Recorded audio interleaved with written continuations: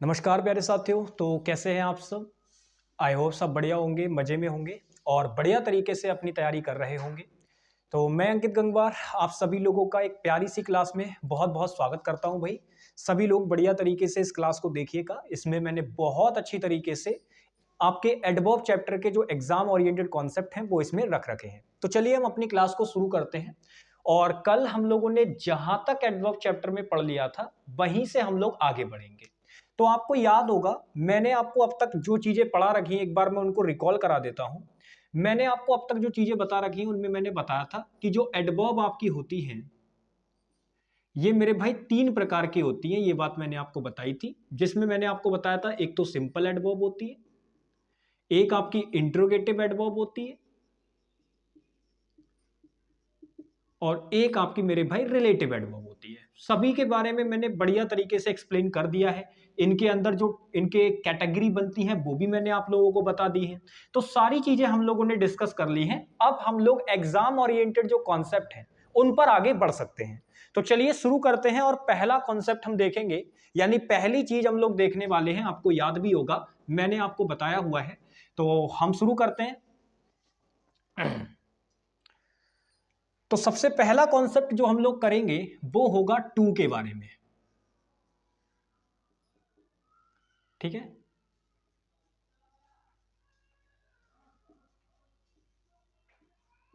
तो टू का यूज हम लोग देखेंगे।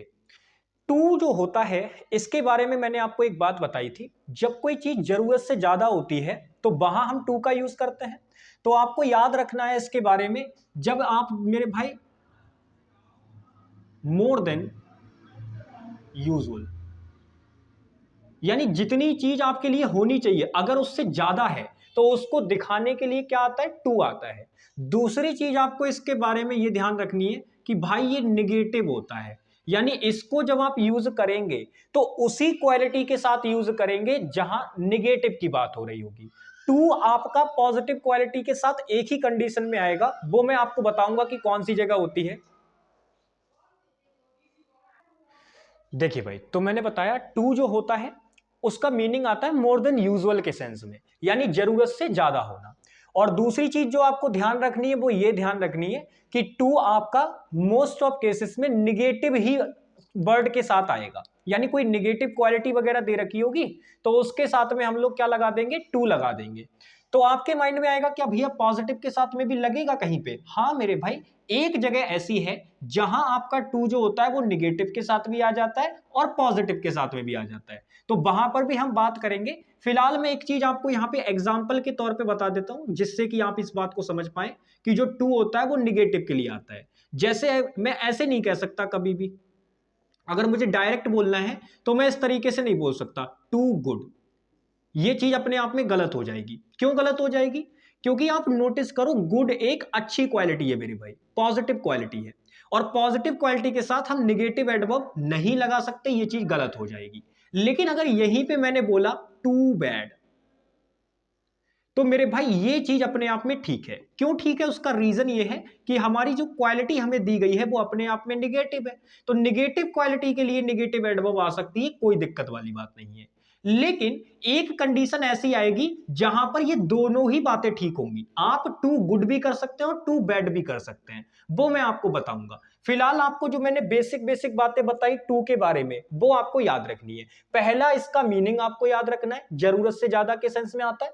दूसरा, आपको इसकी कॉनोटेशन याद रखनी है, ये एक निगेटिव टाइप की एडवर्ब होती है। और फिर आपको ये एग्जांपल ध्यान रखने हैं। अब इसका जो जेन्युइन कॉन्सेप्ट होता है उसकी हम लोग बात कर लेते हैं। देखो मेरे भाई, जब आप सेंटेंस के अंदर टू एडवर्ब को देखेंगे तो आप नोटिस करना, यहां पर जो इसके साथ आपका एडजेक्टिव होगा वो वैसे तो मोस्ट ऑफ केसेस में निगेटिव होगा, कोई कोई निगेटिव आपको दे रखा होगा। लेकिन अगर मान लो पॉजिटिव भी दिया हो तो उस केस में आपको यह ध्यान रखना है कि इसके साथ जो पेयर बनेगा वो मेरे भाई टू प्लस वर्ब की फर्स्ट फॉर्म का बनेगा, यानी आपको इसके साथ फुल इन्फिनेटिव लगाना होता है। सबसे मेन जो इंपॉर्टेंट कॉन्सेप्ट है वो यही है कि टू के साथ जब आपने ये वाला स्ट्रक्चर ऐड कर दिया, यानी टू प्लस वर्ब की फर्स्ट फॉर्म लगा दिया, तो उस केस में इसके साथ निगेटिव क्वालिटी भी आ जाएगी, पॉजिटिव क्वालिटी भी आ जाएगी। लेकिन अगर टू वाला स्ट्रक्चर नॉर्मली दे रखा है, जैसे अगर मैंने टू वाला स्ट्रक्चर लिखा टू वाला स्ट्रक्चर लिख दिया और मैंने यहाँ पे कोई क्वालिटी आपसे पूछी कि बताओ नेगेटिव लिखे या मेरे भाई पॉजिटिव क्वालिटी लिखे, और ये आपका बाकी सेंटेंस है यानी कि और नॉर्मल सेंटेंस है। अब दोनों में आप डिफरेंस देखो, इसके अंदर टू प्लस वर्ब की फर्स्ट फॉर्म वाला स्ट्रक्चर ऐड है बट इसके अंदर नहीं है, तो इस वाले के अंदर आप किसी भी कीमत पे पॉजिटिव क्वालिटी ऐड नहीं कर सकते। अगर आपको दोनों क्वालिटी ऐड करनी है तो टू प्लस वर्ब की फर्स्ट फॉर्म वाला स्ट्रक्चर अप्लाई करना पड़ेगा। लेकिन अगर आपको नॉर्मली दे रखा है तो उस केस में केवल निगेटिव क्वालिटी आ सकती है, पॉजिटिव वाली नहीं आएगी किसी कीमत पे। तो पहली बात तो आपको टू के एडवर्ब के बारे में ये दो पॉइंट आपको ध्यान होने चाहिए। और सबसे इंपॉर्टेंट पॉइंट होता है वो इसके पेयर का होता है। भाई एग्जामिनर पता नहीं कितनी बार क्वेश्चन पूछ चुका है आपसे, और हर आप देखना कभी भी मेरे भाई आपके जो भी एग्जाम्स हों उनमें हर एग्जाम के अंदर ये क्वेश्चन पूछा ही पूछा जाता है इस कॉन्सेप्ट पे, और सबसे ज्यादा टारगेट करता है इसके पेयर को। तो आपको क्या चीज ध्यान रखनी है, टू नेगेटिव एडवर्ब का जो पेयर होता है वो फुल इन्फिनेटिव के साथ होता है, ये चीज आपको ध्यान रखनी है। तो मैंने ये डिफरेंस आपको बता दिया, ये छोटे छोटे जो डिफरेंस मैंने आपको बताए हैं, छोटे छोटे कॉन्सेप्ट, इन पर फोकस रखना, बहुत अच्छे से ये बात आपको समझ में आएगी। तो अगर मैं आपको एग्जाम्पल इनका दूं तो जैसे मैंने यहां पे लिख दिया, एग्जाम्पल दे रहा हूं मैं आपको ताकि आप इसको समझ पाए। मैंने लिखा ही इज टू हैंडसम, क्या ये ठीक है? क्या ये ठीक है मेरे भाई, बताओ जरा। और फिर मैंने यहां पे लिखा she is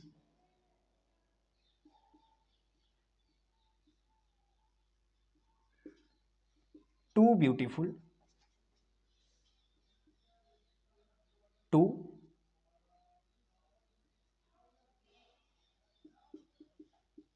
B selected, to be not selected लिखो भाई। ठीक है, चलो सही है, छोड़ो इसको। अब आप मुझे एक बात बताओ, इन दोनों एग्जाम्पल के अंदर आप क्या चीज नोटिस कर पा रहे हो? तो आप कहेंगे भैया जी इसमें हमें दिया है ही इज टू हैंडसम, लेकिन आप नोटिस करो इस वाले स्ट्रक्चर में एक चीज की कमी है, इस वाले सेंटेंस में, इसमें टू प्लस वर्ब की फर्स्ट फॉर्म नहीं दिया है, ये चीज इसमें दी ही नहीं है। और जब ये चीज इसके अंदर दी नहीं है तो मुझे बताओ टू के साथ में आपने ये पॉजिटिव क्वालिटी कैसे लगा दी? इसका मतलब तो ये गलत हो गया। तो यहां पर जो आपने ये निगेटिव एडवर्ब लगाई है ये गलत हो जाएगी। इसकी जगह पे या तो आप वेरी हैंडसम लगा दो या सो हैंडसम लगा दो, बट लेकिन ये टू नहीं आएगा भाई, ये गलत हो जाएगा क्योंकि ये अपने आप में निगेटिव एडवर्ब है। तो ये नहीं आएगी क्योंकि यहां पे ये वाला स्ट्रक्चर पूरा नहीं है। अगर हाँ ये वाला स्ट्रक्चर होता तो जरूर आ जाता। जैसे नेक्स्ट एग्जांपल में देखो, कह रहा है she is too beautiful to be selected. अब यहां पे देखो टू तो नेगेटिव एडवर्ब है, लेकिन उसके साथ में जो क्वालिटी दे रखी है वो अपने आप में पॉजिटिव क्वालिटी है। भाई किसी का सुंदर होना पॉजिटिव क्वालिटी है, तो ये पॉजिटिव क्वालिटी दे रखी है अब तो इसके साथ में, लेकिन यहां पर ये जो फॉर्मेशन है वो ठीक मानी जाएगी। क्यों ठीक मानी जा रही है? उसका रीजन है ये, आप नोटिस करो इसमें टू प्लस वर्ब की फर्स्ट फॉर्म दे रखी है, और मैंने क्या कहा था, अगर टू प्लस वर्ब की फर्स्ट फॉर्म दे रखी होगी तो उस केस में आप निगेटिव क्वालिटी भी लगा सकते हैं टू के साथ और पॉजिटिव क्वालिटी भी लगा सकते हैं। लेकिन अगर टू प्लस वर्ब की फर्स्ट फॉर्म नहीं दिया तो पॉजिटिव क्वालिटी नहीं आएगी किसी कीमत पे, क्योंकि टू आपकी एक निगेटिव एडवर्ब होती है और उसके साथ निगेटिव क्वालिटी के ही साथ उसको लगाओगे आप। क्लियर है भाई? तो ये टू के बारे में होता है भाई ये पूरा फंडा, इसको बढ़िया तरीके से समझ लेना। सबसे इंपॉर्टेंट पॉइंट ये दोनों हैं, इन पे थोड़ा फोकस रखना क्योंकि इन्हीं से क्वेश्चन पूछता है ज्यादातर, और पेयर पे बेस्ड बहुत क्वेश्चन पूछता है तो उस पे फोकस रखना, ठीक है। अब चलो, अब हम लोग चलते हैं आगे। टू के बारे में बस इतनी ही बातें हैं, आपको यही चीजें ध्यान रखनी है, ठीक है भाई। अब हम लोग नेक्स्ट कॉन्सेप्ट पे चलते हैं, नेक्स्ट चीज पे चलते हैं। टू के बारे में हो गया हमारा।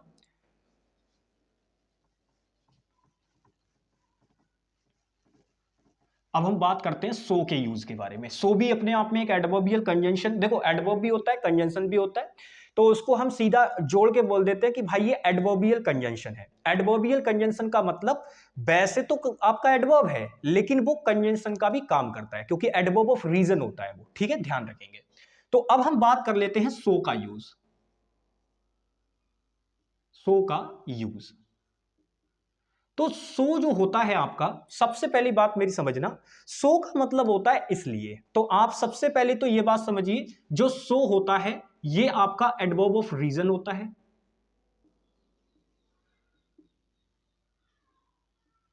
एडवर्ब ऑफ रीजन होता है, पहली बात आपको ये समझनी है। दूसरी बात आपको ये समझनी है कि जो ये सो होता है ये आपका निगेटिव क्वालिटी के लिए भी आ सकता है और पॉजिटिव क्वालिटी के लिए भी आ सकता है। मतलब इसको हम लोग दोनों क्वालिटी के लिए लगा सकते हैं, आप निगेटिव के लिए भी लगा सकते हो, पॉजिटिव के लिए भी लगा सकते हो, ठीक है। सो को दोनों क्वालिटीज के साथ में लगाया जा सकता है। जस्टिफाई करके मैं बता देता हूं, जैसे आप मेरे भाई सो गुड भी बोल सकते हो, एग्जाम्पल के तौर पे समझना, आप इसको सो गुड भी बोल सकते हो, ये भी अपने आप में ठीक माना जाएगा, और मेरे भाई सो बैड भी बोल सकते हो, ये भी अपने आप में ठीक माना जाएगा, क्योंकि ये दोनों क्वालिटीज के साथ आ जाता है। भाई गुड अच्छी क्वालिटी है तो उसके साथ भी सो ठीक है, बैड बुरी क्वालिटी है लेकिन उसके साथ भी सो ठीक है, तो ये दोनों के साथ आ जाता है, ये चीज आपको ध्यान रखनी है। अब बात करते हैं सो के बारे में, और कोई बात है जी? बिल्कुल है, क्योंकि सो का ना थोड़ा सा टू जो होता है उसके सेंस में भी काम कर लेता है, लेकिन टू के साथ सो का क्या कॉम्बिनेशन है वो हम आपसे बात करेंगे, अभी आप थोड़ा ध्यान से समझिएगा इसको। तो हमने आपको ये बता दिया कि भाई ये एडवर्ब ऑफ रीजन होता है, कंजंक्शन की तरह भी काम कर लेता है, निगेटिव और पॉजिटिव दोनों क्वालिटीज के साथ आ जाता है। सो के बारे में बेसिक बात खत्म, बस इतनी बात आपको सो के बारे में बेसिक पता होनी चाहिए। अब बात कर लेते हैं एक्चुअल कॉन्सेप्ट की। देखो एक्चुअल कॉन्सेप्ट होता क्या है, बच्चा आज तक परेशान है इस चीज को लेके कि भैया जी ये सो के साथ में एज कब लगाते हैं, सो के साथ में दैट कब लगाते हैं, तो वो आपको समझाते हैं। देखिए सो के साथ में आपका एज बी वाला पेयर बनता है और सो के साथ में आपका दैट वाला पेयर भी बनता है, और दोनों ही ठीक होते हैं।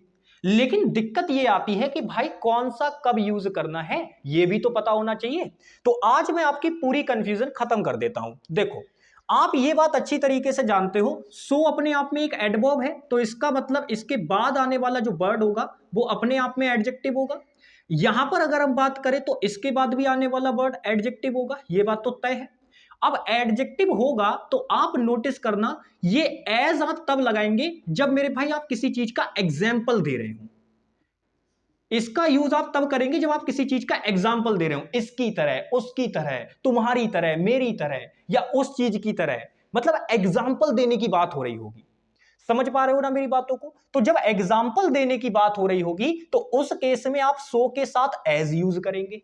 और जब मेरे भाई नॉर्मल किसी चीज के बारे में आप बात कर रहे होंगे, यानी एक नॉर्मल स्टेटमेंट टाइप आपको दे रखी होगी आगे किसी चीज के बारे में, तो उस केस में आप सो के साथ दैट का यूज करेंगे। स्टेटमेंट का मतलब समझते हो, सब्जेक्ट, वर्ब और मेरे भाई ऑब्जेक्ट, ये चीज अगर दे रखी होगी तो सो के साथ आप हर केस में क्या यूज करेंगे, दैट यूज करेंगे। बस मेरे भाई सो एज और सो दैट का फंडा खत्म।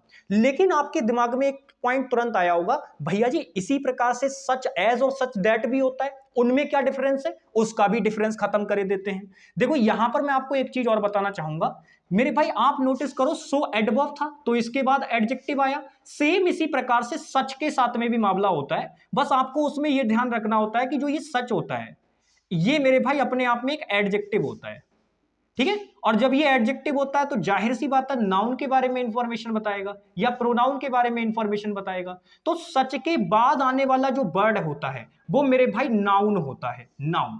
और नाउन होता है तो फिर आगे, अब देखो आगे मेरे भाई इसके साथ एज का भी पेयर होता है, और मेरे भाई सच के साथ में आपका यहां नाउन दे रखा होगा और यहां पे इसके साथ दैट का भी पेयर बनता है। और बाकी बातें सेम है, बाकी चीजों में कोई डिफरेंस नहीं है, बाकी बातें सेम है। एज का यूज तब होगा जब आप किसी एग्जाम्पल की बात कर रहे होंगे, दैट का यूज तब करेंगे जब इसके बाद कोई स्टेटमेंट टाइप दे रखी होगी, कोई इंफॉर्मेशन वगैरह स्टेटमेंट के रूप में, तब यूज करेंगे। तो अब एग्जामिनर क्वेश्चन कैसे बनाता है वो बात बता दूं। देखो भाई एग्जामिनर जो क्वेश्चन बनाता है वो इन चीज से रिलेटेड बनाता है। आपको ये नोटिस करना है कि यहां पर जो दिया गया वर्ड है वो एडजेक्टिव है या आपका नाउन है।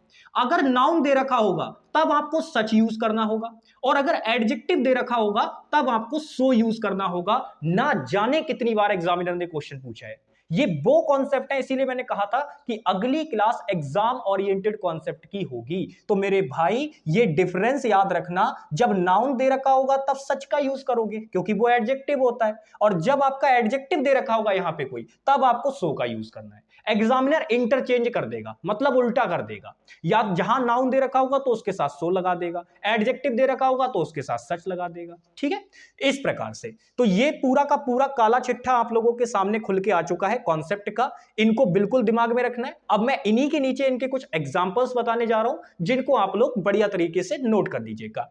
ठीक है भाई, अब मैं एग्जाम्पल में क्या करूंगा, कुछ छोटी छोटी गलतियां भी करूंगा, तो आपको उनको पता करना है, जैसे मैंने आपको पहचानना सिखाया बस उसी तरीके से आपको पता करना है उनको।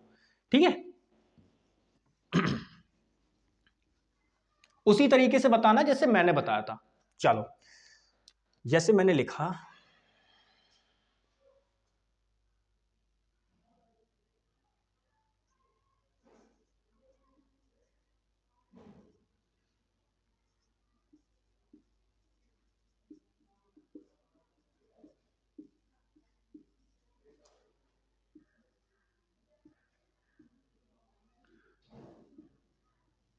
ये सारी चीजें भी ठीक करोगे आज। ये पहला क्वेश्चन आपके लिए,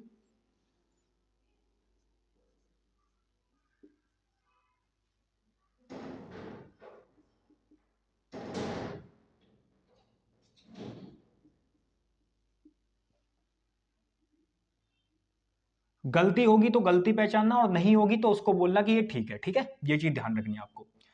अब यहां पे हम बात करते हैं,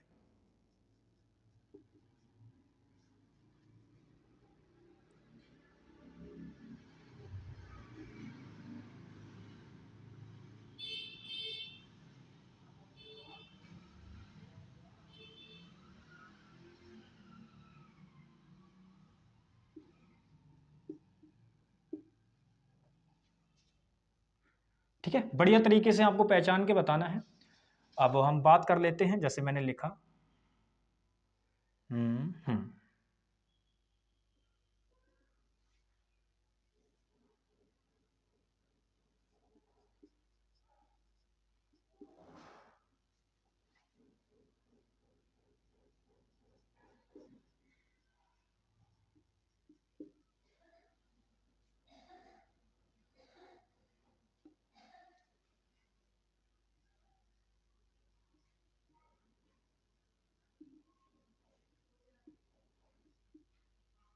ये पास पास होता है भाई, कैन नॉट को अलग नहीं करते। ठीक है, ये पास पास होता है बिल्कुल।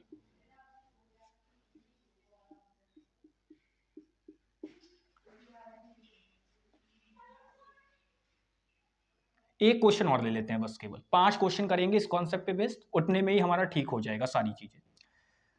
अच्छा, ये हो गया। ठीक है, और बात करते हैं,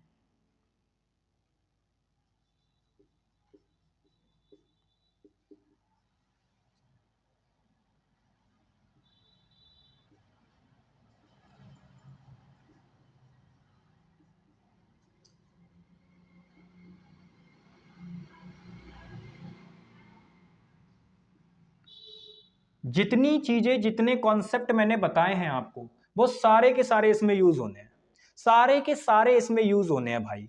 अब यहां ये लास्ट वाला क्वेश्चन है, ये इस तरीके का है, इसको हम 2 तरीके से ठीक कर सकते हैं। मैं दोनों तरीके आपको बताऊंगा। पहले आप मुझे ये बताइए, जो मैंने 5 क्वेश्चन आपके सामने लिखे हैं, क्या आप इनके अंदर गलतियां पहचान के बता सकते हैं? जो चीजें मैंने स्लैश लगा के बताई हैं, इनमें से आप मुझे बता सकते हैं कौन सा आएगा? क्योंकि मैंने आपको एडजेक्टिव चैप्टर के अंदर डिग्री कंपैरिजन में एक एक बात सिखाई थी। चलो शुरू करते हैं।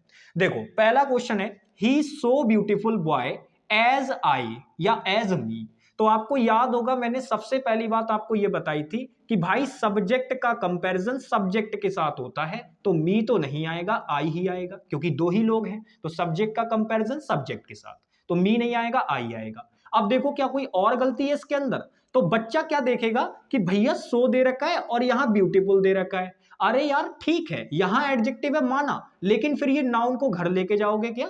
भाई ये नाउन भी तो है इसके अंदर। इसका मतलब यह है कि इस नाउन के लिए हमें लगाना पड़ेगा भाई, और इस नाउन के लिए जब आपको लगाना पड़ेगा तो यहां सो यूज नहीं कर सकते, आपको बोलना पड़ेगा ही is such a beautiful boy. तो यहां सो नहीं आएगा, पहली गड़बड़ तो ये। दूसरी, बॉय एक सिंगुलर काउंटेबल नाउन है, तो आर्टिकल ए भी आएगा, तो आपको बोलना होगा सच अ।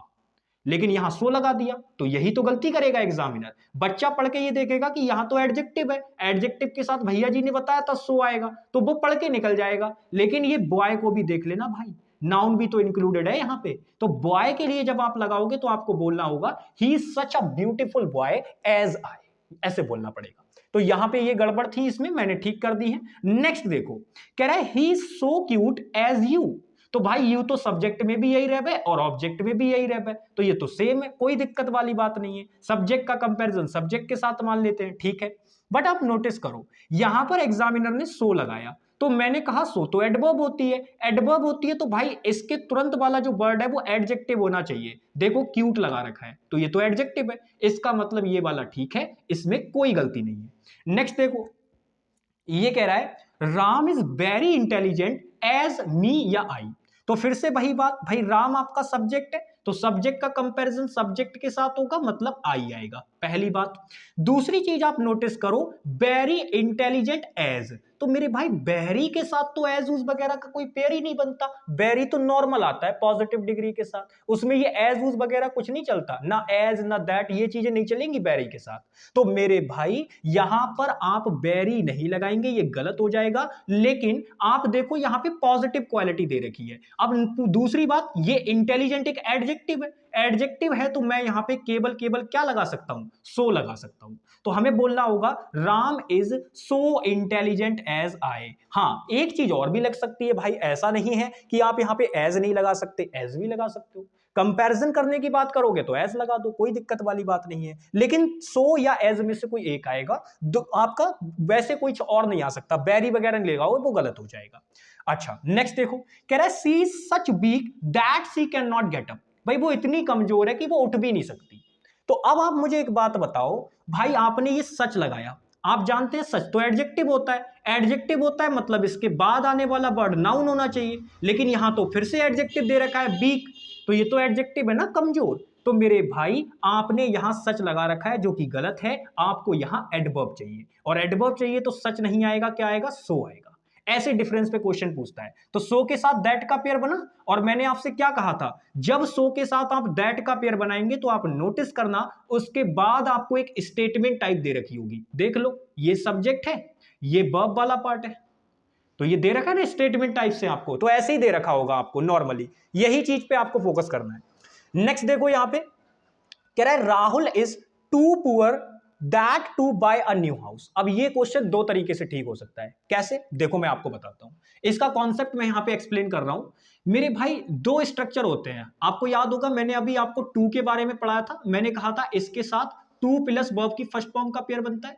इसी बात को, यानी इसी बात को लिखने के लिए हम दूसरी चीज भी यूज कर सकते हैं। वो होता यह है कि हम सो लिखेंगे, और सो के साथ में हम जानते हैं पॉजिटिव क्वालिटी दे रखी हो या नेगेटिव दे रखी हो, और जब ये वाला स्ट्रक्चर यूज होता है तो इसके साथ भी कोई दिक्कत नहीं है, पॉजिटिव नेगेटिव दोनों आ जाते हैं। तो यहां पे जो एडजेक्टिव दे रखा होगा वही एडजेक्टिव आपको यहां लिख देना है, और फिर मेरे भाई आपको आगे जाके जो है दैट से आपको स्टेटमेंट बना देनी है अपने अकॉर्डिंग, यानी जो पर्सन यहां पे दे रखा होगा उसके अकॉर्डिंग आपको स्टेटमेंट बना देनी है बस। यानी ये वाले आपके स्ट्रक्चर को ये वाला स्ट्रक्चर रिप्लेस कर सकता है। तो अब इसको संभालने के दो तरीके हो गए या नहीं हो गए। अब जैसे ये देखो, ये वाला क्वेश्चन है, तो एक तो मैं ऐसा कर सकता हूं कि ये टू पुअर वाला स्ट्रक्चर दे रखा है, इसके दैट को हटा दूं तो मेरा काम ठीक हो जाएगा। भाई टू पुअर के बाद में मुझे टू प्लस वर्ब की फर्स्ट फॉर्म का स्ट्रक्चर ऐड हो जाएगा इसके अंदर, काम ठीक हो जाएगा। जब तक दैट है तब तक गलत है बात, तो ये दैट हटा दो काम ठीक हो जाएगा। एक तो इस तरीके से ठीक हो गया, या इसी क्वेश्चन को आप ये भी लिख सकते हो, जैसे आप ऐसे भी कह सकते हो राहुल इज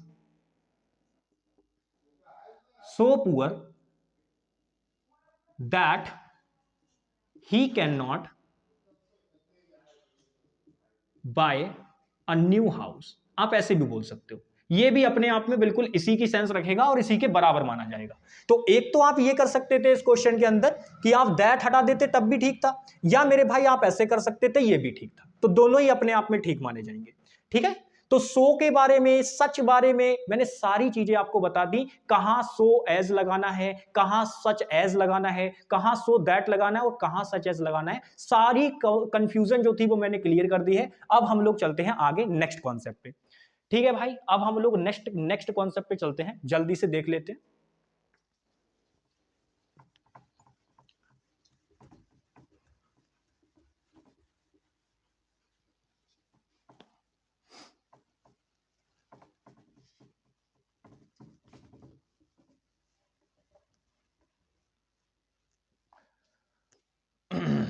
चलिए नेक्स्ट बात करते हैं हम लोग। अब हम लोग बात करने वाले हैं, हमने सो एडवर्ब की बात कर ली, हमने टू की बात कर ली, अब हम बात करेंगे वेरी एडवर्ब के बारे में। देखो वेरी एडवर्ब भी होता है, एडजेक्टिव भी होता है, दोनों की तरह काम करता है, बट हम यहां पे इसको कैसे देखने वाले हैं, एज एन एडवर्ब देखने वाले हैं। तो वेरी का यूज, इसके बारे में हम लोग समझेंगे कि ये कैसे काम करता है। सबसे पहली चीज आपको ये याद रखनी है, सबसे पहली चीज जो आपको बैरी के बारे में याद रखनी है वो ये कि जो बैरी होता है ये आपका पॉजिटिव डिग्री के लिए यूज होगा। तो हमेशा याद रखना है very always always used for positive degree, यानी इसको आप लोग किसी और डिग्री के लिए यूज नहीं कर सकते, बैरी को हमेशा पॉजिटिव डिग्री के लिए यूज करना होगा। ठीक है भाई। दूसरी चीज आपको ये याद रखनी है, जो आपका बैरी होता है ये पॉजिटिव क्वालिटी के लिए भी आ जाता है और ये आपका नेगेटिव क्वालिटी के लिए भी आ सकता है, यानी इसको हम लोग दोनों क्वालिटी के लिए यूज कर लेते हैं। सेम सो की तरह है, सो को भी हम लोग दोनों क्वालिटी की तरह यूज कर लेते हैं और इसको भी हम लोग दोनों के लिए यूज कर लेंगे, चाहे बात पॉजिटिव की हो चाहे बात नेगेटिव की हो, दोनों के लिए यूज हो जाएगा। ठीक है, तो बैरी के बारे में ये बात हो गई। अब हम बात कर लेते हैं और बातें बैरी के बारे में। तो बैरी जो होता है आपका, ध्यान से मेरी बात समझिएगा, जो बैरी होता है आपका, इसको मेरे भाई हम ना दोनों क्वालिटीज के साथ में यूज कर सकते हैं। तो कैसे यूज होगा, जैसे अगर मैं एग्जांपल के तौर पे आपको बताऊं तो आप ये मान के चलो, ध्यान से देखना मेरी बात को, हम ये भी लिख सकते हैं,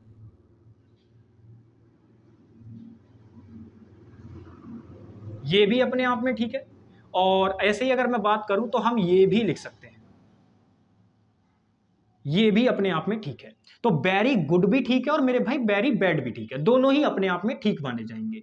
तो ऐसे आपको समझ लेना है, बस बैरी के बारे में यही चीज है, बस आपको इसके बाद जो चीज है उसके बारे में ध्यान से समझना है। तो मैं एग्जांपल वगैरह लिख देता हूं, जैसे मैंने यहां पे लिख दिया सी is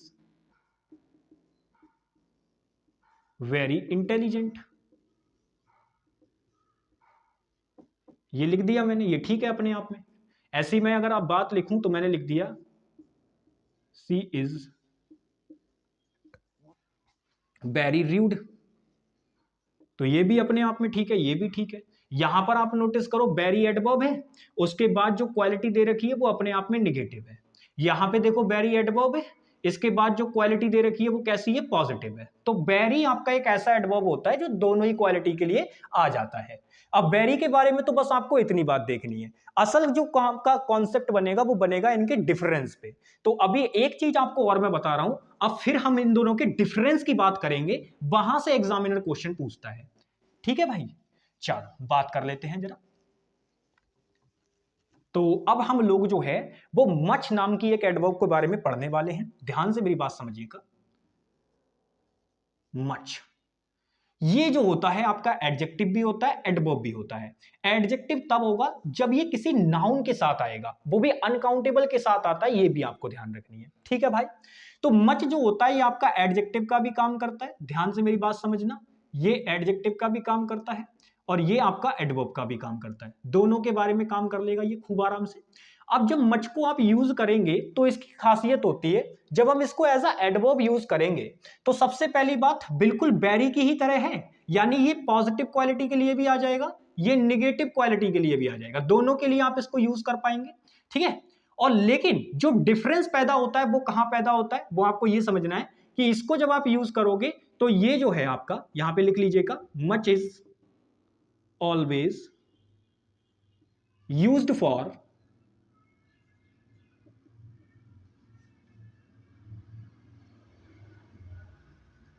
comparative degree.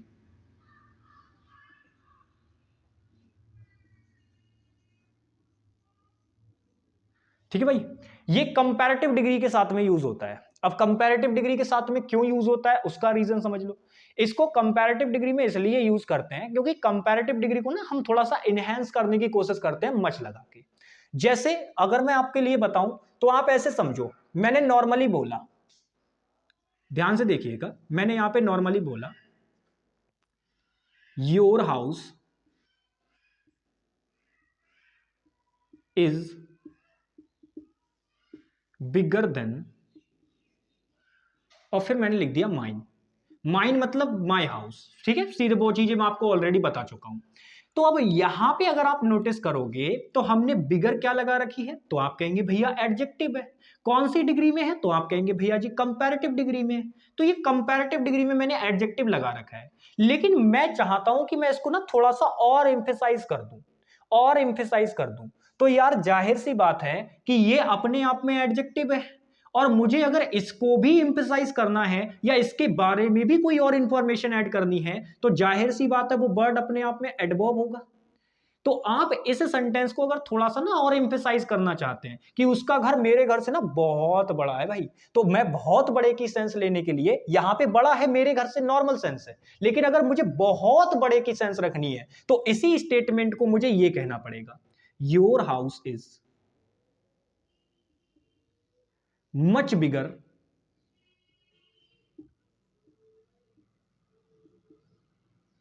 Then mine. और ये दोनों ही स्टेटमेंट अपने आप में ठीक है।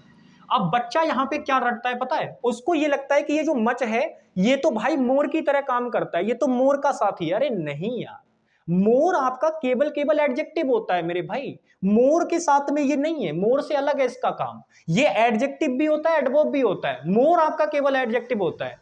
तो वो आपका कंपैरेटिव डिग्री बनाने के लिए आता है पॉजिटिव डिग्री के साथ में, वो ठीक है अपनी जगह पे। लेकिन आप मेरे भाई मच को कंपैरेटिव डिग्री को थोड़ा सा बढ़ाने के लिए यूज करते हैं, यानी कंपैरेटिव डिग्री को थोड़ा सा ना उसको और बढ़ाने की सेंस में।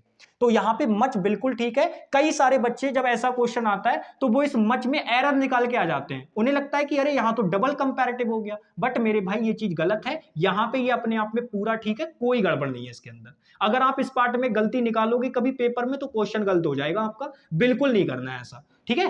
तो यहां पे मच जो है वो इस बिगर को क्या कर रहा है, थोड़ा सा बढ़ा रहा है, इनहेंस कर रहा है, तो वो काम ये करेगा आराम से। तो मैंने यहां पे सारी बातें लिख दी है, पूरी बात आपके सामने लिखी हुई है। Much is always use for comparative degree, comparative degree के लिए ये यूज होता है। और बाकी यहां पे भी सारी बातें लिखी हुई है, सारा कुछ मैंने यहां पे लिख दिया है। अब जो हमारा डिफरेंस बनता है वो हम बात कर लेते हैं। तो आपको याद होगा मैंने डिफरेंस बताया था आपको, तो ये नोट पॉइंट करके आप इसको याद रख लीजिएगा। नोट पॉइंट करके आपको याद रखना है, क्या याद रखना है नोट पॉइंट करके, मच वर्सेस वेरी का डिफरेंस, मच वर्सेस वेरी का डिफरेंस। और डिफरेंस में पता है क्या याद रखना है, सिर्फ सिर्फ छोटी सी बात, जो मच होता है वैसे सारी चीजें सेम है, ये भी पॉजिटिव निगेटिव दोनों के लिए आ जाता है, ये भी पॉजिटिव निगेटिव दोनों के लिए आ जाता है, ये भी एडवर्ब और एडजेक्टिव दोनों का काम करता है, ये भी एडजेक्टिव एडवर्ब दोनों का काम करता है। जो डिफरेंस इनके अंदर पैदा होता है वो बस इतना सा है कि ये मच वाले भाई साहब कंपैरेटिव डिग्री के लिए आएंगे और आपके वेरी वाले भाई साहब पॉजिटिव डिग्री के लिए आएंगे। अब आपके माइंड में तुरंत एक क्वेश्चन जो है वो फुदका होगा, मुझे पता है वो क्वेश्चन ये फुदका होगा कि भैया जी आपने ये तो बता दिया कि मच जो होता है वो कंपैरेटिव के लिए आएगा और आपका वेरी पॉजिटिव के लिए आएगा, डिग्री के लिए। ये भी लिख लो भैया, कहीं पता चले कुछ और लिख लो आप, यार गड़बड़ हो जाएगी फिर बात। ये भी लिख लो पूरा ही लिख लो, कोई दिक्कत नहीं। तो मैंने कहा मच आपका कंपैरेटिव डिग्री के लिए आएगा और वेरी आपका पॉजिटिव डिग्री के लिए आएगा। अब आपके माइंड में जो सबसे बढ़िया प्रश्न आता है बच्चे के दिमाग में वो ये आता है कि भैया एग्जामिनर क्वेश्चन कैसे बनाएगा। क्वेश्चन वो ऐसे बनाएगा जैसे मैं आपके सामने यहाँ पे एक क्वेश्चन लिख रहा हूं, कुछ इस तरीके से क्वेश्चन बनाएगा एग्जामिनर। एग्जामिनर क्वेश्चन लिखेगा आपके सामने, ध्यान से देखिएगा, मैंने लिखा सी इज मच ब्यूटीफुल। ये इस तरीके से क्वेश्चन फॉर्म करेगा, ऐसा नहीं कि इतना छोटा क्वेश्चन लिख देगा, क्वेश्चन को बड़ा करने की कोशिश करेगा आपको डराने के लिए, लेकिन क्वेश्चन को लिखने का तरीका जो पैटर्न होगा वो कुछ ऐसा ही रहेगा। अब आप नोटिस करो, क्या मेरे भाई आपका ब्यूटीफुल पॉजिटिव डिग्री वाला एडजेक्टिव है, तो आप कहेंगे भाई बिल्कुल। तो आप मुझे बताओ पॉजिटिव डिग्री वाले एडजेक्टिव को अगर मुझे थोड़ा सा बढ़ाकर दिखाना होगा, उसके बारे में कोई इंफॉर्मेशन ऐड करनी होगी तो वो तो एडवर्ब होगी। अब आप बताओ मच एडवर्ब होती है, तो आप कहेंगे भैया बिल्कुल होती है। लेकिन डिफरेंस बस इतना है, जो मच एडवर्ब होती है वो कंपैरेटिव डिग्री के लिए आती है, बट हमारा एडजेक्टिव तो पॉजिटिव डिग्री में है, तो भाई मच नहीं आएगा, आपको यहां पे यूज करना होगा वेरी। बस इस तरीके से एग्जामिनर क्वेश्चन बनाएगा और कोई तरीका नहीं है एग्जामिनर के पास क्वेश्चन बनाने का इन चीज से रिलेटेड। तो ये नोट पॉइंट में आपको इनका डिफरेंस याद रखना है। बाकी वेरी और मच दोनों के बारे में मैं सारी चीजें बता चुका हूं। ये लाइन याद रखना, ये बहुत इंपॉर्टेंट है आपके लिए। सारी इंफॉर्मेशन आपके सामने लिखी हुई है, नोट कर लेना मेरे भाई। और हाँ, दूसरी चीज मैं आपको बता दूं, मैं बेवजह की चीजें नहीं लिखाऊंगा। सिर्फ मेरा फोकस रहेगा कि मैं आपको वो चीजें लिखाऊं जो आपके एग्जाम में सीधे सीधे पूछी जाती है, सीधे सीधे एकदम एग्जाम ओरिएंटेड चीजें। ठीक है, चलिए बहुत बढ़िया। अब हम लोग चलते हैं आगे भाई। ये चीजें हमने पढ़ ली, अब हम लोग आगे चलते हैं और आगे चीजों को सीखते हैं।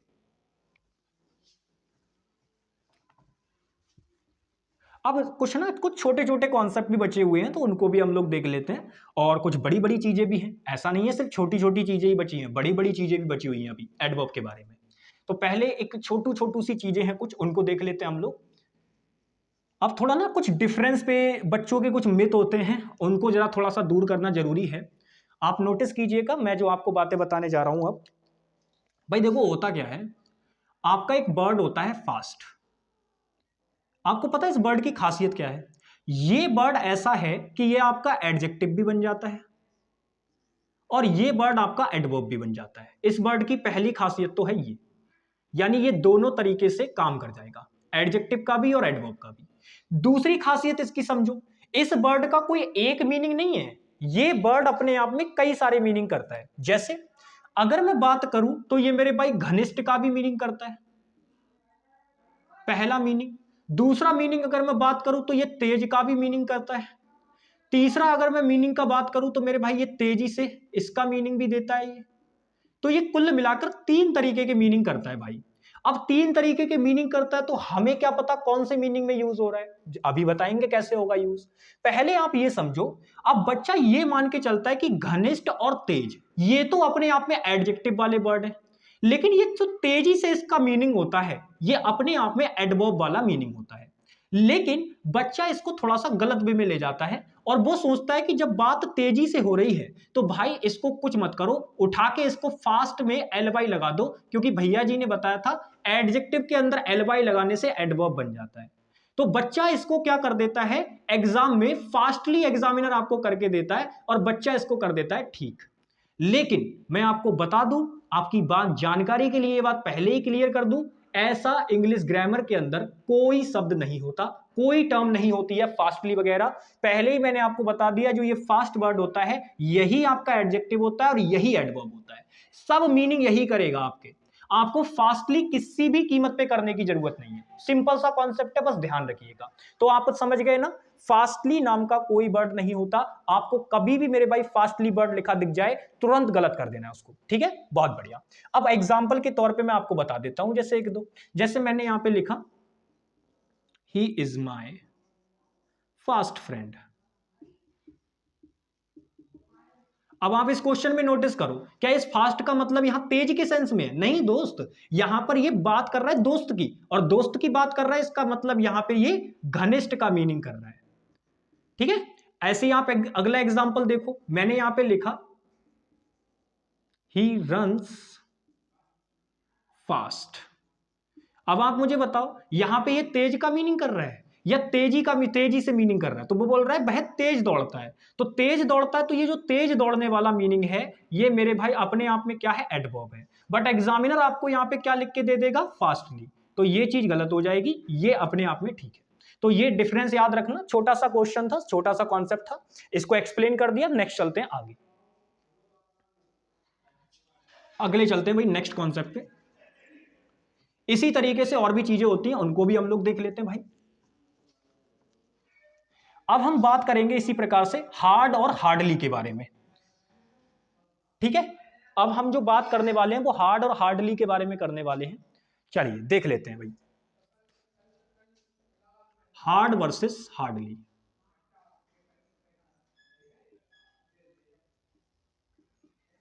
अब मेरी सबसे पहले बात समझने की कोशिश करना, हार्ड वर्सेस हार्डली का डिफरेंस हम लोग देखेंगे। मैं इसको ठीक से लिख देता हूं एक बार। हम हार्ड वर्सेस हार्डली के बारे में देखेंगे हम लोग, क्या चीजें होती हैं, कैसे ये यूज होता है, सारी चीजें।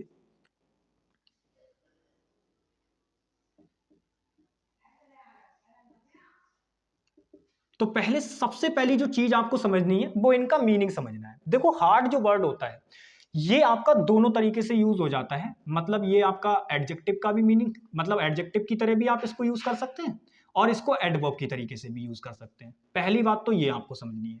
फिर दूसरी चीज अगर मैं आपको बताऊं तो ये आपका जो हार्डली होता है, इसकी खासियत है ये केवल केवल एडवर्ब की तरह यूज होगा। इसको आप किसी भी कीमत पे एडजेक्टिव नहीं बना सकते।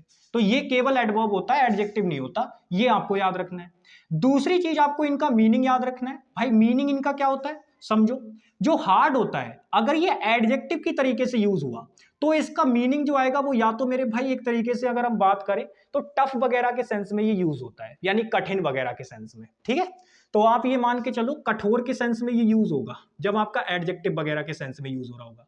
लेकिन जब एडवर्ब के सेंस में यूज हो रहा होगा तो कठिन के सेंस में आएगा, कठिन कठिन परिश्रम वगैरह करने के सेंस में, उस सेंस में ये यूज हो रहा होगा। तो ये दो मीनिंग होते हैं इनके अलग अलग। एडवर्ब के रूप में ये मीनिंग होता है आपका, ठीक है, इस तरीके से। अब यहां पर अगर इस हार्डली की बात करें तो ये होता है मेरे भाई मुश्किल से, इसका जो मीनिंग होता है वो मुश्किल से होता है। यानी अगर कोई काम बहुत मुश्किल से हुआ है तो उसके लिए हम बोलते हैं मेरे भाई हार्डली। हार्डली भाई मुश्किल से ही वो यहां पे गया होगा, ऐसे करके तो हार्डली वर्ड यूज करते हैं। तो अब ये सारी चीजें आपके सामने क्लियर हो गई कि भाई हार्ड कब यूज होता है, हार्डली कहां यूज होता है, कैसे उसको यूज करते हैं, मीनिंग क्या होता है, एक एक बात आपके सामने आ गई। अब बात कर लेते हैं कि भाई हमें क्या डिफरेंस याद रखना है, एग्जामिनर क्वेश्चन कैसे बनाता है। तो मैं अब कुछ क्वेश्चन आपको बताने जा रहा हूं जिनको आपको समझना है। जैसे मैंने यहां पे लिखा, मैं यहां पे कुछ क्वेश्चन लिखने जा रहा हूं, आप उन क्वेश्चन को करिएगा और आपके ये डिफरेंस क्लियर हो जाएंगे, ठीक है। जैसे मैंने लिखा,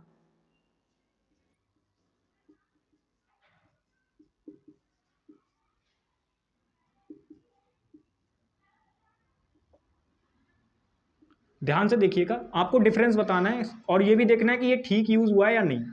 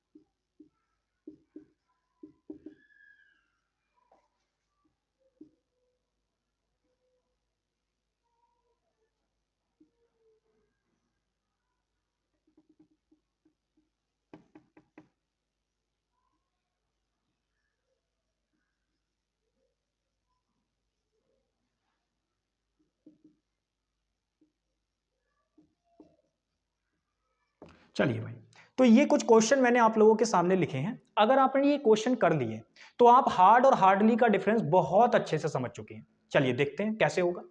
सबसे पहला क्वेश्चन पढ़िए, कह रहा है दिस साइड इज हार्डली। भाई हार्डली का मतलब तो ये तो केवल एडवर्ब होता है, और दूसरी चीज इसका मीनिंग आता है मुश्किल से के सेंस में। बट आप नोटिस करो, हमें इस दिस साइड के बारे में इंफॉर्मेशन बतानी है, और इंफॉर्मेशन बताने का काम एडजेक्टिव का होता है। तो हार्डली तो बिल्कुल नहीं आएगा, हार्ड आएगा। और बाकी इसका मीनिंग कठोर के सेंस में चाहिए। भाई ये जो साइड है ना बहुत कठोर है, बहुत सख्त है, ऐसा वाला मीनिंग आएगा। अब यहां पर देखो, कह रहा है ही वर्क्स हार्डली। अब हार्डली नहीं होगा, गलत हो जाएगा मेरे भाई। आपको बोलना पड़ेगा ही वर्क्स हार्ड, वह कठिन परिश्रम करता है। हार्डली तो गलत हो जाएगा, हार्डली का मतलब मुश्किल से ही काम करता है। लेकिन अगर मुश्किल से ही काम करता है तो आपको बताना पड़ेगा ना आगे कि मुश्किल से काम करता है तो उसका रीजन क्या निकला। ऐसे डायरेक्ट मुश्किल से काम नहीं बोलेंगे हम, सीधे डायरेक्ट बोलेंगे तो पॉजिटिव वे में बात करेंगे, तो हार्डली नहीं हो सकता। अब यहां पे देखो, कह रहा है सी हार्ड गोज देयर।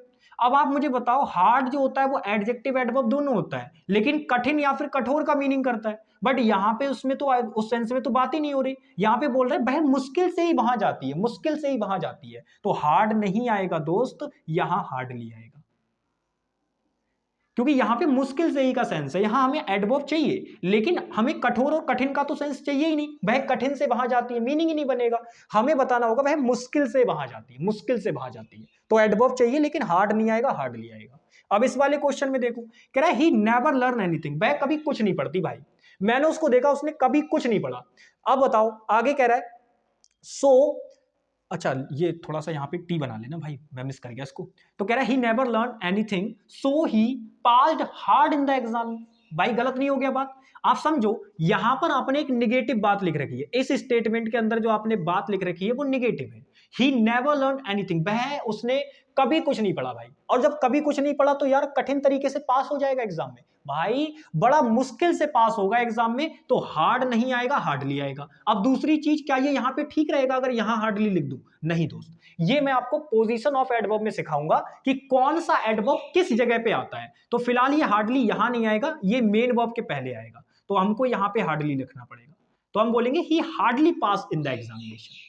तो आई होप कि आपको ये सारी चीजें क्लियर हो गई होंगी, और बढ़िया तरीके से हार्ड और हार्डली में डिफरेंस आपका क्लियर हो गया होगा। बस मेरे भाई ये आपको याद रखना है। अब हम लोग बात चलते हैं नेक्स्ट कॉन्सेप्ट की ओर। नेक्स्ट जो हमारा कॉन्सेप्ट आने वाला है वो लेट वर्सेस लेटली का डिफरेंस आने वाला है। ठीक है भाई, लेट वर्सेस लेटली। अब ये क्या चीजें होती हैं, तो भाई इनकी भी बात कर लेते हैं, इसकी भी बात कर लेते हैं, late versus lately.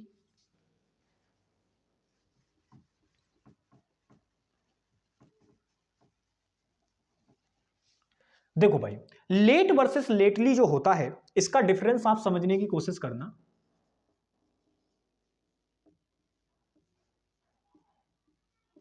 Late versus lately, दोनों की खास बात क्या है?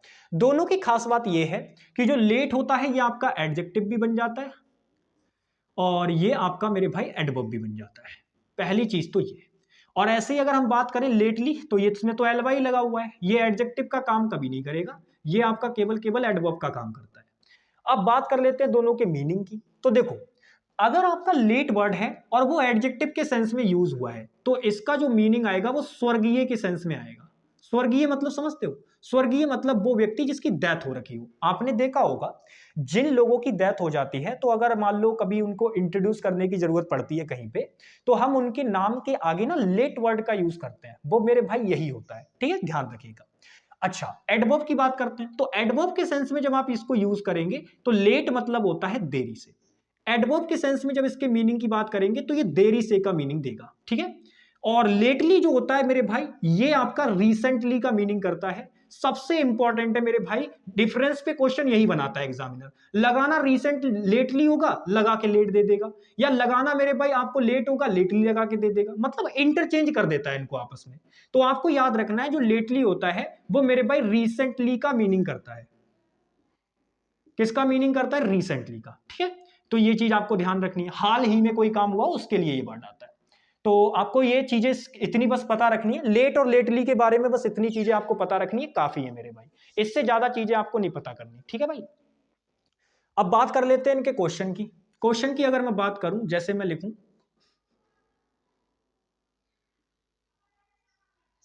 ध्यान से देखिएगा।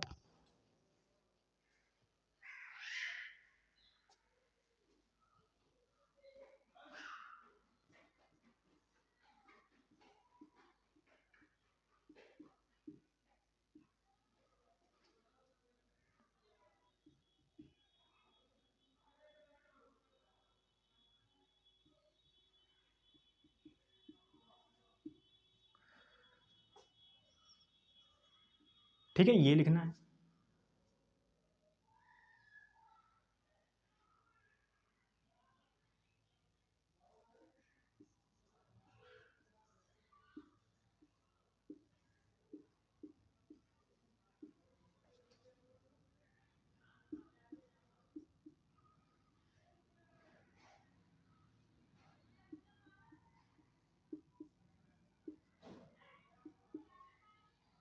ये बताना है आपको, सॉरी, फुल स्टॉप लगा दिया, क्वेश्चन मार्क आएगा। ठीक है, ये चीज आपको ध्यान रखनी है।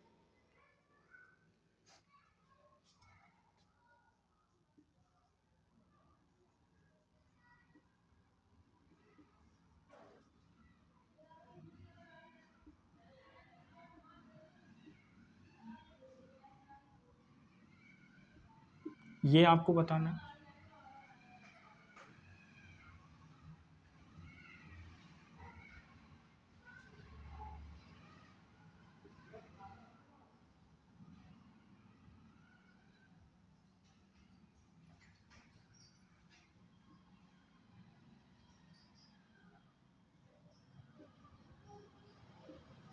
ये बताना है आपको। अब इन चारों क्वेश्चन के अंदर मेरी बात ध्यान से समझना, इन चारों क्वेश्चन के अंदर आप मुझे ये बताओ कि कौन सा ठीक है, जल्दी से मुझे बताना है आपने। ठीक है भाई, जल्दी से मुझे आपको बताना है। आप इसमें मुझे ये बताओ कि इनमें से कौन जगह पे ठीक यूज हुई हो रखी हैं चीजें। क्वेश्चन पढ़ो, कह रहा है यू हैव कम लेट या फिर लेटली। देखो लेटली आपका हाल ही का सेंस देता है, तो मैं आपको बता दूं फिलहाल यहां पर तो अगर देखोगे तो ये क्वेश्चन इस तरीके का है कि आपको डायरेक्ट पता नहीं चल रहा कि आप हाल ही के सेंस में बात करना चाह रहे हैं या लेट के सेंस में बात करना चाह रहे हैं। तो ऐसे क्वेश्चन में तो अभी तो दोनों ठीक है, लेकिन जब आपको आगे कोई हिंट दे रखी होगी कि वो देरी के सेंस में बात कर रहा है या हाल ही के सेंस में बात कर रहा है, तो उसके अकॉर्डिंग लगाएंगे। फिलहाल अभी क्वेश्चन में आपका लेट भी ठीक है और लेटली भी ठीक है, क्योंकि यहां दोनों सेंस पॉसिबल है, लेट भी आ सकता है लेटली भी आ सकता है। लेकिन इसमें देखो, why do you go late to school. अब आप नोटिस करो, क्या मेरे भाई मैं यहां पे लेटली यूज कर सकता हूं? मैं सीधे सीधे बोलना चाह रहा हूं कि यार तुम स्कूल देरी से क्यों जाते हो, ऐसे थोड़ी ना बोलूंगा कि तुम स्कूल हाल ही में क्यों जाते हो। तो यहां पे मुझे सेंस का अंदाजा लग गया, बट यहां सेंस का अंदाजा नहीं लग रहा था। तो इसी वजह से मेरे भाई यहां पर ये लेट वर्ड अपने आप में बिल्कुल ठीक है, और यहां पर ये किसका काम कर रहा है? एडवर्ब का काम कर रहा है, क्योंकि वो बता रहा है व्हाई डू यू गो। गो कब भैया? देरी से। देरी से क्यों जाते हो, तो उसको बताने के लिए आया। तो ये लेट वर्ड अपने आप में यहां पे एडवर्ब है और बिल्कुल ठीक है ये सेंटेंस, इसमें कोई गड़बड़ नहीं है। तो why do you go late to school बिल्कुल ठीक है अपने आप में। इसको देखो, कह रहा है my lately uncle is so honest. तो यार एक बात बताओ, मैंने अभी क्या कहा था कि अंकल हैं अगर आपके तो वो लेटली थोड़ी ना होंगे, हाल ही वाले अंकल, या मेरे भाई जो स्वर्गीय अंकल हैं आपके, तो एडजेक्टिव के सेंस में मीनिंग चाहिए तो स्वर्गीय का मीनिंग करेगा यहां पे, तो लेटली नहीं लगाना होगा, वो तो एडवर्ब का मीनिंग करता है। तो यहां पे ये गलत हो जाएगा, आपको यहां पे बोलना पड़ेगा लेट, तो लेट बोलेंगे यहां पे, ठीक है, ये चीज आएगी। लेटली गलत हो जाएगा, स्वर्गीय के सेंस में देना है यहां पे से। अच्छा इसमें देखो, कह रहा है this late news is so good. तो भाई देखो, सबसे पहली बात है, आप यहां पे नोटिस करो, लेट वर्ड तो बिल्कुल नहीं आएगा। अब या तो आप लेटली बोल दो, दिस लेटली न्यूज, तब भी ठीक है, या मेरे भाई आप इसकी जगह पे, क्योंकि वो रिसेंटली का मीनिंग करता है और मुझे एडजेक्टिव फॉर्म में चाहिए, तो सबसे ज्यादा बेटर रहेगा कि मैं यहां पे रिसेंट लगा दूं, this recent news is so good. क्योंकि आपका लेटली एडवर्ब का मीनिंग करता है तो वो रिसेंटली के मीनिंग में होता है, बट आप नोटिस करो ये तो न्यूज तो नाउन है ना, नाउन है, तो इसके लिए तो मुझे एडजेक्टिव लगाना पड़ेगा, तो या तो मैं लेटली लगा दूं या मेरे भाई मैं रिसेंट लगा दूं। लेकिन सबसे ज्यादा इंपॉर्टेंट रहेगा आप यहां पे लेट को हटा के रिसेंट को प्रायोरिटी पे रखो, तब ज्यादा बेटर है। तो यहां पे रिसेंट आपको लगाना पड़ेगा। फिलहाल लेट तो बिल्कुल गलत है, लेट नहीं होगा, लेट नहीं होगा, लेट गलत हो जाएगा, रिसेंट आपको लगाना पड़ेगा। तो लेट और लेटली में बस डिफरेंस पे क्वेश्चन बनता है, और डिफरेंस आपको आना चाहिए, जहां एग्जामिनर को लेट लगाना होगा वहां लेटली लगा देगा, और जहां लेटली लगाना होगा वहां लेट लगा देगा, ये गड़बड़ करेगा और कुछ नहीं। मीनिंग वीनिंग सब कुछ लिखा हुआ है आपके सामने, एक एक बात आप लोगों के सामने लिखी हुई है, बस इतनी चीजें आपको ध्यान रखनी है। ठीक है भाई, बस इतनी चीजें आपको ध्यान रखनी है। तो चलिए फिर हम लोग आगे चलते हैं भाई। अब हम लोग जो नेक्स्ट चीज पढ़ने वाले हैं वो हम लोग पढ़ने वाले हैं सीधे सीधे। ठीक है भाई, अब मेरी बात को समझिएगा। अब मैं आपको एक लास्ट चीज और आज की क्लास में डिस्कस करने वाला हूं, फिर हमारा जो है ये चीजें कंप्लीट हो जाएंगी भाई अपने आप में। एक लास्ट चीज मैं और बताने वाला हूं आपको, एक लास्ट चीज मैं और डिस्कस करने वाला हूं, फिर हम लोग सेशन को वाइंड अप कर देंगे।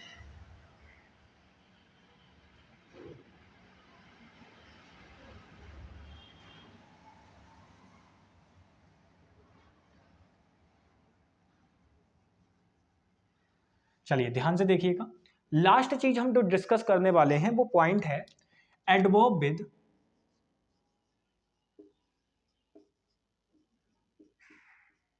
प्रेपोजिशन। ये कॉन्सेप्ट है हमारा नेक्स्ट, और जो कि लास्ट कॉन्सेप्ट होगा आज की क्लास का।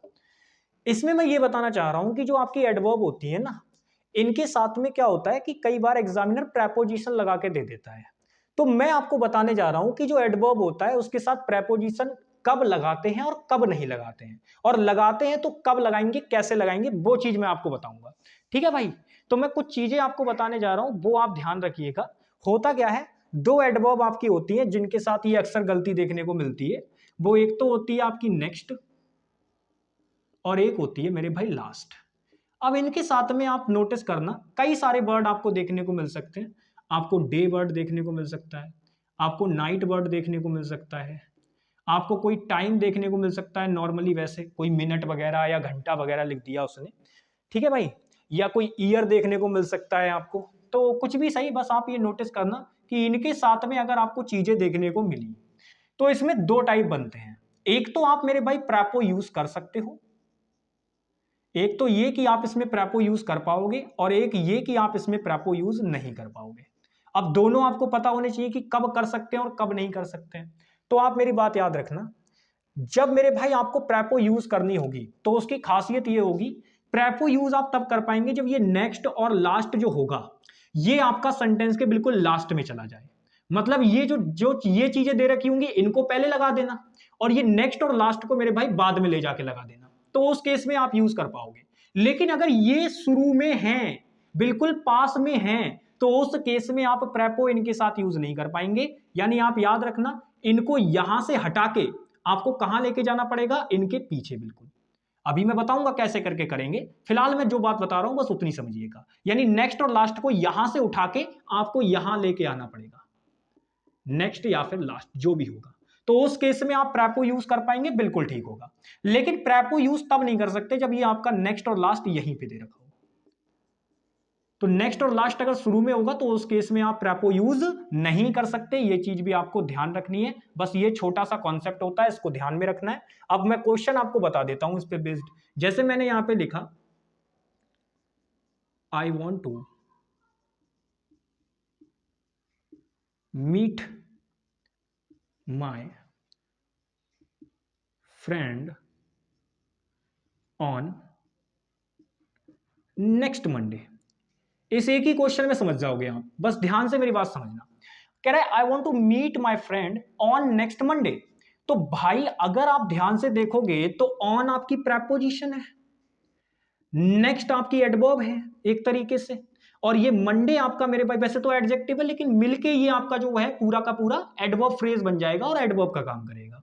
तो यहां पे ये जो नेक्स्ट मंडे आपने लिख रखा है भाई, ये चीज गलत हो जाएगी, क्योंकि अभी ये पूरा एडवर्ब का काम कर रहा है, और एडवर्ब का काम कर रहा है तो भाई आप देखो ना, नेक्स्ट पहले आया हुआ है, और मैंने कहा था अगर प्रेपो के ठीक पास में नेक्स्ट या लास्ट लगा हुआ है तो भाई वहां प्रेपो आप यूज नहीं कर सकते।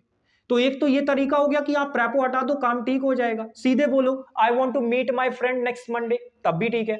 या अगर आपको मान लो ये है कि नहीं, हम तो भैया प्रेपो को रखना चाह रहे हैं, हम नहीं हटाना चाह रहे, तो उस केस में आप कुछ मत करो, इसको दूसरा तरीका भी है लिखने का। आप ऐसे लिख दो, I want to meet my friend